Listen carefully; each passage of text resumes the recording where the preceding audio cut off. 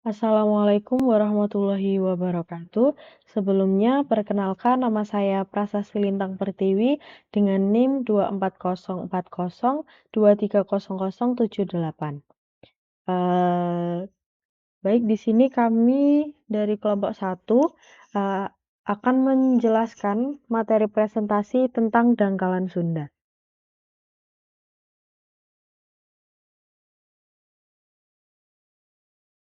Yang pertama ada fisiografi. Nah, menurut KBBI atau Kamus Besar Bahasa Indonesia, fisiografi ini mencakup deskripsi tentang daratan, atmosfer, dan lautan serta bagaimana komponen ketiga ini saling berinteraksi. Nah, ada pembagian zona fisiografi menurut R.W. van Bemmelen. Yang pertama itu, gunung api kuarter. Nah, area ini berhubungan dengan gunung berapi aktif. Yang kedua adalah dataran aluvium Jawa Utara. Nah, daerah ini itu, eee, daerah dataran yang terbentuk oleh pengendapan sungai. Yang ketiga ada zona Rembang, itu mencakup daerah pegunungan Rembang. Yang keempat ada zona Randu Belatung itu mencakup, daerah Randu Belatung. Yang kelima ada zona Kendeng itu, ya zona yang termasuk dalam area penelitian. Karakteristiknya itu adalah rangkaian perbukitan rendah. Selanjutnya ada zona Solo ini yang mencakup daerah Solo, dan yang terakhir ada zona pegunungan selatan bagian timur di daerah pegunungan yang letaknya di timur laut. Kemudian kita akan membahas sejarah pembentukan.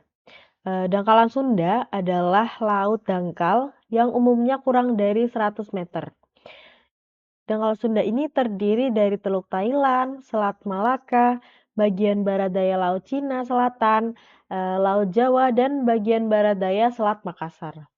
Dengan luas wilayah 1.850.000 kilometer persegi. Ini yang paling terluas di dunia. Dangkalan Sunda ini terbentuk melalui proses geologi yang berlangsung selama jutaan tahun. Pembentukan ini dapat dibagi menjadi beberapa periode. Yang pertama adalah periode Mesozoikum. Pada periode ini, daerah dangkalan Sunda masih merupakan laut dangkal. Batuan yang terbentuk sebagian besar terdiri dari pengendapan karbonat yang merupakan bagian dari sistem terumbu. Yang kedua adalah periode Kenozoikum. Nah, di periode ini ditandai dengan aktivitas vulkanik yang meningkat dan pergerakan lempeng tektonik. Proses ini menyebabkan terbentuknya pulau-pulau besar seperti Sumatera dan Jawa, serta pengendapan batuan sedimen di cekungan dangkalan. Selanjutnya ada pengaruh lempeng tektonik.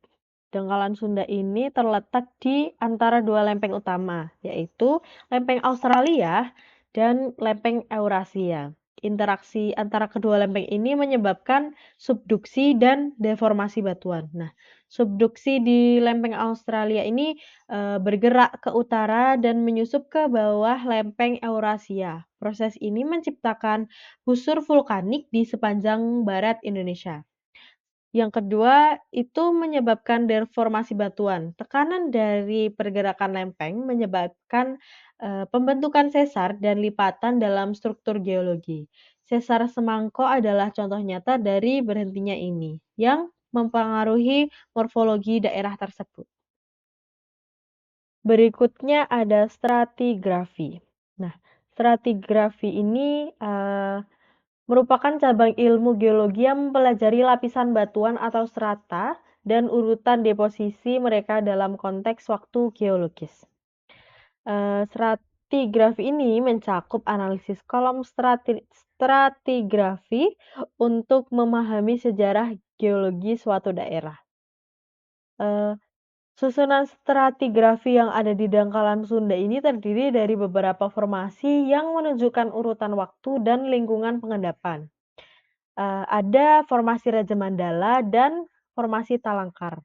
Nah, formasi Raja Mandala ini merupakan berisi batu gamping yang berumur Oligosen akhir sampai Miosen awal. Ia terbentuk di lingkungan terumbu karang dengan variasi fasies seperti bonton dan roadstone,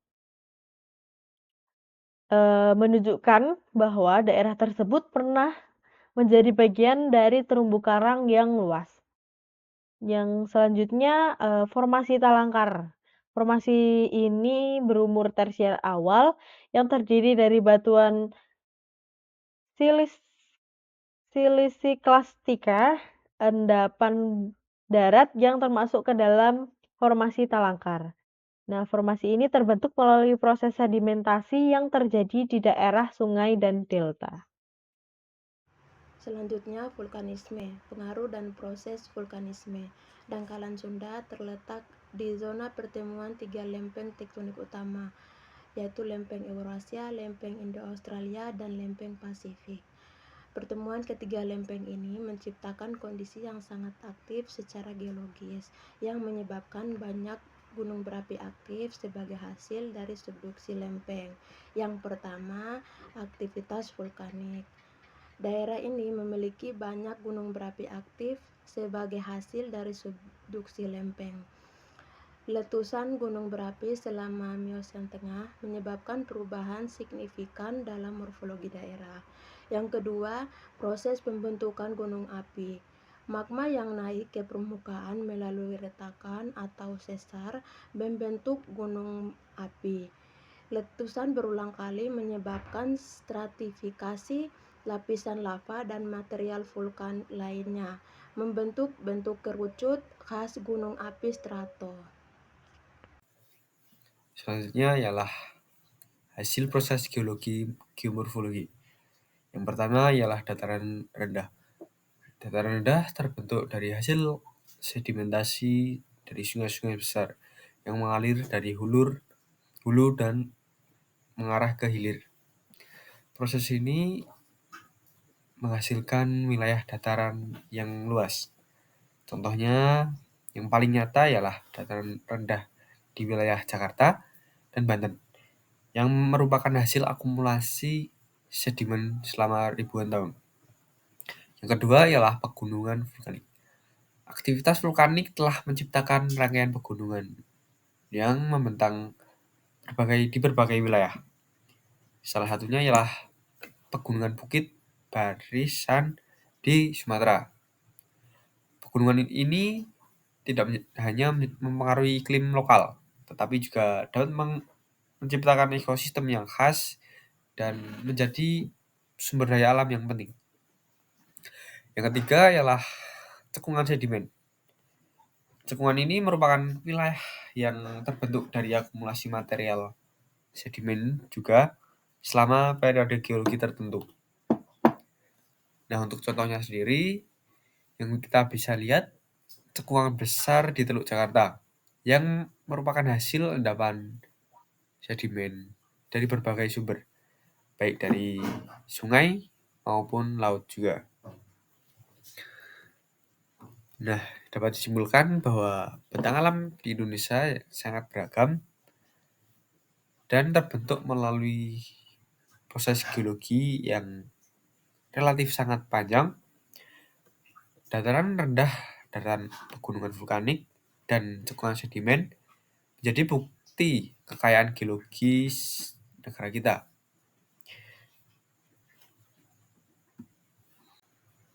Baik, slide selanjutnya ialah potensi sumber daya. Yang pertama ialah potensi hidrokarbon. Formasi Raja Mandala memiliki potensi besar sebagai reservoir hidrokarbon.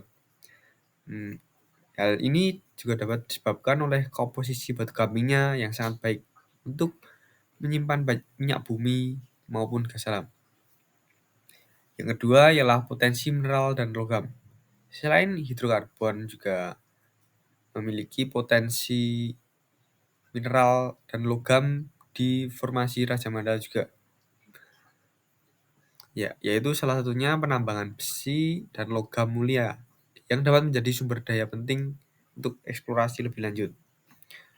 Dapat disimpulkan pada slide ini, potensi yang dimiliki oleh formasi Raja Mandala dapat menjadi salah satu kawasan strategis dalam pengelolaan sumber daya alam di Indonesia.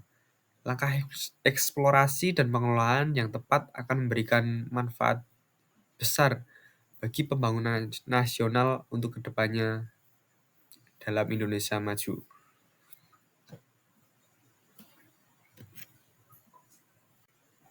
Baik, selanjutnya slide terakhir merupakan kajian kebencanaan yang memiliki dua resiko. Yang pertama, resiko gempa bumi. Yang kedua yaitu resiko letusan gunung api.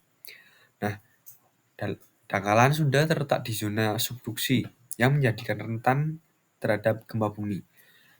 Nah, resiko ini cukup tinggi karena interaksi antara lempeng tektonik di wilayah tersebut.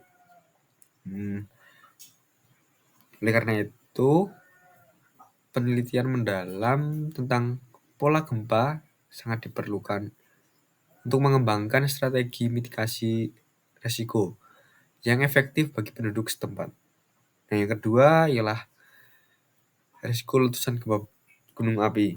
Selain gempa bumi, aktivitas vulkanik di wilayah ini juga menjadi ancaman bagi kita semua. Nah, letusan gunung api dapat menimbulkan dampak dahsyat bagi kehidupan masyarakat sekitar.